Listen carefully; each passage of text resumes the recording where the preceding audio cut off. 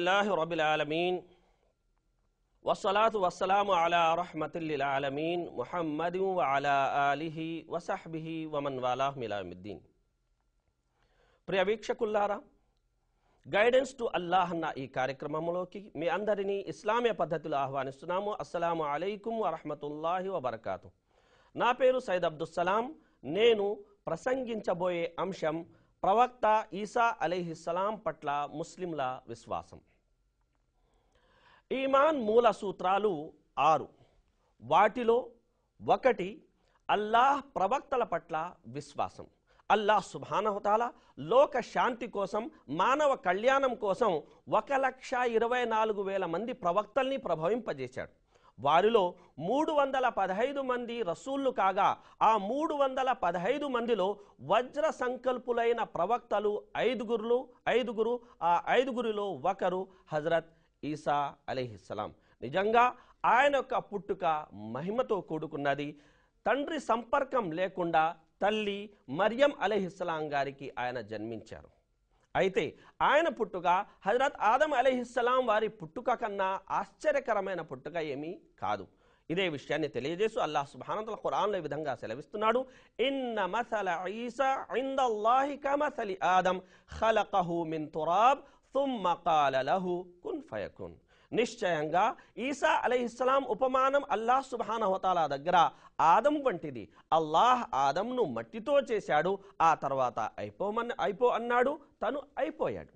కనుక తల్లి తండ్రి లేకుండా పుట్టిన ఆదం అలైహిస్సలాం కానీ, తల్లి లేకుండా పుట్టిన హజరత్ అవ్వా అలైహిస్సలాం కానీ, తండ్రి లేకుండా పుట్టిన యొక్క హజరత్ ఈసా అలైహిస్సలాం కానీ, పుట్టిన వీరిది కాదు మహిమ, పుట్టించిన వానిది మహిమ. ఆయనే అల్లాహ్ సుబ్హానహు వ తఆలా. ఇదే యథార్థాన్ని స్వయంగా ఈసా అలైహిస్సలాం తన బాల్యంలోనే ఆయన ఒప్పుకున్నారు. ఆయన ఈ విధంగా చెప్పారు, ఇన్నీ అబ్దుల్లాహ్ ఆతాని అల్ కితాబు వజఅలనీ నబియ్యా. నిశ్చయంగా నేను అల్లాహ్ దాసుడను, ఆయన నాకు గ్రంథాన్ని వసగాడు, నన్ను ప్రవక్తగా చేశాడు. అలాగే హజరత్ ఈసా అలైహిస్సలాం వారి యొక్క తల్లి గురించి కూడా అల్లాహ్ సుబ్హానహు వ తఆలా ఖురాన్లో ప్రస్తావిస్తూ వ ఉమ్ముహు సిద్దీకా అన్నాడు. అంటే ఆయన తల్లి సత్య బాంధవి అన్న కితాబు స్వయంగా అల్లాహ్ సుబ్హానహు వ తఆలా ఖురాన్లో ఇచ్చాడు. ఇక ప్రవక్త ఈసా అలైహిస్సలాం ఆయన యొక్క చేతుల మీదుగా జరిగిన మహిమల్ని కూడా ఒక ముస్లిం విశ్వసిస్తాడు. ఆ మహిమలన్నీ పుట్టుగుడ్డుని బాగు చేయడము కానీ, కుష్ఠరోగిని బాగు చేయడము కానీ, అలాగే ఒక మట్టితో పక్షి ఆకారాన్ని చేసి అందులో ఊదగా అది పక్షి అయిపోవడం కానీ, అలాగే మృతుల్ని బతికించడం కానీ, ఇవన్నీ అల్లాహ్ అనుమతితో ఆయన చేసిన మహిమలుగా ఒక ముస్లిం విశ్వసిస్తాడు. ఇక ఈసా అలైహిస్సలాం 12 గోత్రముల వారి వైపునకు, ఇస్రాయేలు జాతికి చెందిన 12 గోత్రముల వారి వైపునకు తీసుకువచ్చిన సందేశం ఏమిటి తెలుసా? స్వయంగా ఈసా అలైహిస్సలాం వారన్నారు, యా బనీ ఇస్రాయిల అబ్దుల్లాహ రబ్బి వరబ్బకుం. ఓ ఇస్రాయేలు జాతికి చెందిన వారలారా, మీరు నా ప్రభు మీ ప్రభు అయిన అల్లాహ్ను మాత్రమే ఆరాధించండి. స్వయంగా ఆయన సైతం తన జీవితంలో ఒకే యొక్క నిజ ఆరాధ్యుణ్ణి ఆయన ఆరాధించారు. పైగా ఆయన చెప్పిన మాట, నా ప్రభు మీ ప్రభువు ఒక్కడే, ప్రభుకి ప్రజలకి మధ్యవర్తి కూడా ఒకడే, అతనే యేసునను నరుడు అన్న మాటని ఆయన మొత్తం యొక్క 12 గోత్రముల వారికి చెందిన యొక్క బనీ ఇస్రాయల్ సంతతి వారికి తెలియజేశారు. మన మాట కొనసాగుతుంది, అయితే ఓ చిన్న విరామం తర్వాత.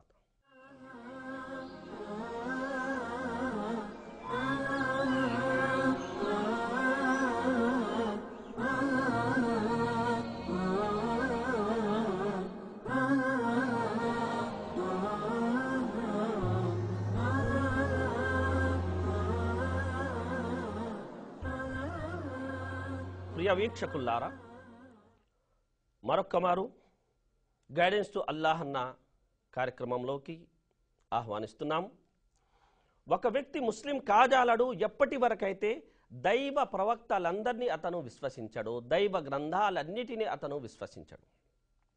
వాటిలో ఏ ఒక్క గ్రంథాన్ని విశ్వసించకపోయినా, ఏ ఒక్క ప్రవక్తని విశ్వసించకపోయినా అతను ఇస్లాం పరిధి నుండి వెలివేయబడతాడు. కనుక ముస్లిం అయిన ప్రతి వ్యక్తి ప్రవక్తలందరినీ విశ్వసిస్తాడు. ఇదే విషయాన్ని ఖురాన్ ఈ విధంగా పేర్కొంటుంది, ఆమన రసూలు బిమా ఉంజిల ఇలైహి మిర్ రబ్బిహి వల్ ముమినూన్ కుల్లున్ ఆమన బిల్లాహి వ మలాయికతిహి వ కుతుబిహి వ రుసులిహి లా నుఫర్రికు బైన అహదిం మిర్ రుసులిహి.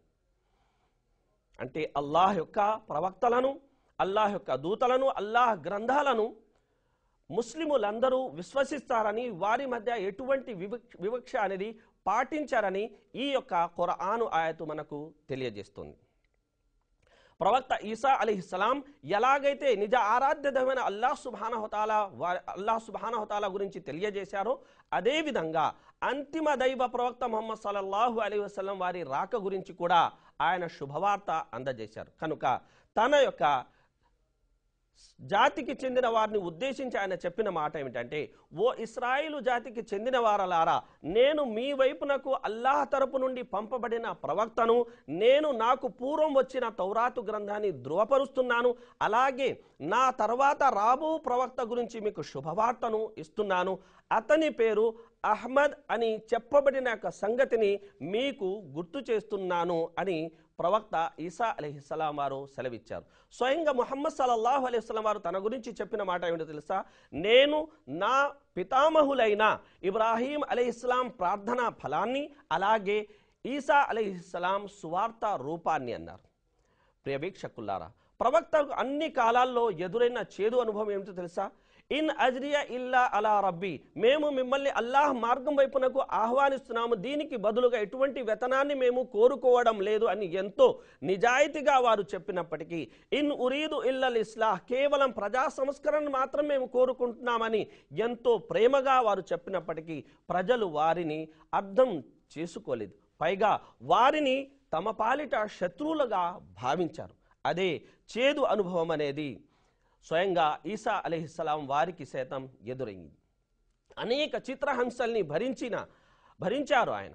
చివరికి కల్లోల జనకులైన కొందరు ఆయన్ను హతమార్చాలని కూడా సంకల్పించుకున్నారు. అటువంటి సంకట స్థితిలో ఆయన అల్లాహ్ను వేడుకుంటూ ఏలీ ఏలీ లమా సబక్తా అని, నా దేవా నా దేవా నా చెయ్యి ఎందుకు విడిచితివని వేడుకున్నారు. మరో చోట, ఈ గిన్నెను నా యొద్ద నుండి తొలగింపుము, అయినను నా చిత్త ప్రకారము కాదు, నీ చిత్త ప్రకారమే కానిమ్ము అని అల్లాహ్ను ఆయన వేడుకున్నారు. అల్లాహ్ నీతిమంతుల మొరను ఆలకిస్తాడు అన్న మాట నిలబెట్టుకుంటూ ప్రవక్త ఈసా అలైహిస్సలాం వారిని శత్రువుల బారి నుండి కాపాడాడు. అలా తన వైపునకు అల్లాహ్ ఎత్తుకున్నాడు. కనుక అల్లాహ్ సుబ్హానహు వ తఆలా ఖురాన్లో అంటున్నాడు, వమా ఖతలూహు యకీనా, అతను ప్రవక్త ఈసా అలైహిస్సలాంని వారు హత్య చేయలేదు, శిలువను ఎక్కించలేదు. వాస్తవంగా అల్లాహ్ సుబ్హానహు వ తఆలా ఆయన్ను తన వైపునకు ఎత్తుకున్నాడు. నాడు ఇటువంటి భ్రాంతికి గురైన శత్రువులు అలా భావిస్తే నేడు క్రైస్తవులు అదే విధమైన భ్రాంతికి గురై ఉన్నారు. కాబట్టి ఖురాన్ వారికి ఇస్తున్న సందేశం, వలా తఖూలు సలాసా, ముగ్గురు అని అనకండి, ఇంతహు ఆగిపోండి, ఇదే మీ అందరి కోసం శ్రేయస్కరమైన మార్గం. ఎందుకంటే మీ అందరి ఆరాధ్య దైవం కేవలం అల్లాహ్ మాత్రమే. ఇంతసేపు మా ఈ కార్యక్రమాన్ని శ్రద్ధగా వీక్షించినందుకు మీ అందరికీ హృదయపూర్వక ధన్యవాదాలు. వస్సలాము అలైకుం వరహ్మతుల్లాహి వబరకాతు. వ ఆఖిరు దావానా అనిల్ హమ్దులిల్లాహి రబ్బిల్ ఆలమీన్.